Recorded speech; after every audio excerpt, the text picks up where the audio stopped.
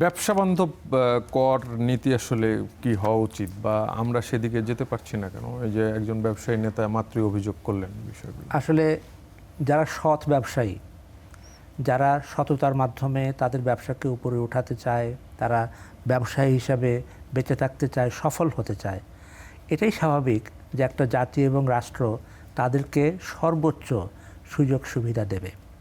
আমাদের একটা মৌলিক সমস্যা হচ্ছে এই যে আমাদের নৈতিকতার ক্ষেত্রে বড় একটা অভাব, এবং সেটা একেবারে সর্বপর্যায়ে এমনভাবে পৌঁছেছে যে বাজেট প্রণয়ন, বাজেট বাস্তবায়ন, এই সমস্ত যে সমস্ত ব্যয়ের খাতগুলো আছে সেগুলো থেকে শুরু করে এনবিআর সব কিছুতেই অনৈতিকতার একটা বড় ছোবল পড়েছে, যেটা থেকে জাতিকে বের হয়ে আসতে হবে।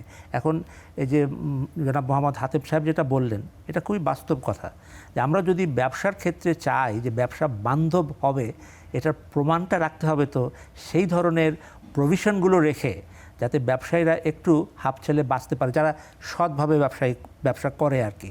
সুতরাং এটা খুবই একটা বাস্তব দিক। এখানে সরকারের কোনো বিকল্প নেই।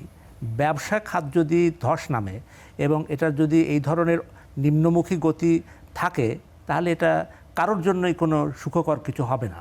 আমরা অতীতে দেখেছি যে আস্থার সংকট একটা পর্যায়ে গেলে কি পরিণতি হয়, এটা আমাদের সবাইকে মাথায় রাখতে হবে। আমরা জাতি হিসাবে অনেক গতিশীল, আমাদের অনেক সম্ভাবনা আছে। জাতির নতুন সরকারকে নতুন একটা সুযোগ দিয়েছে ভালো কিছু করে দেখানোর জন্য। আমরা যা কিছু করি এখন সেই সংস্কারের ধারাটা যেন আমরা জারি রাখি এবং তার আলোকে আমরা বিভিন্ন স্টেপ নেই। কিন্তু এখন কেন যেন মনে হচ্ছে যে এই সংস্কারের যে দীর্ঘমেয়াদী যে বিষয়টা, সেটা থেকে কেন যেন আমরা দূরে সরে এসেছি। এটা আসলে কল্যাণকর হবে বলে মনে হয় না।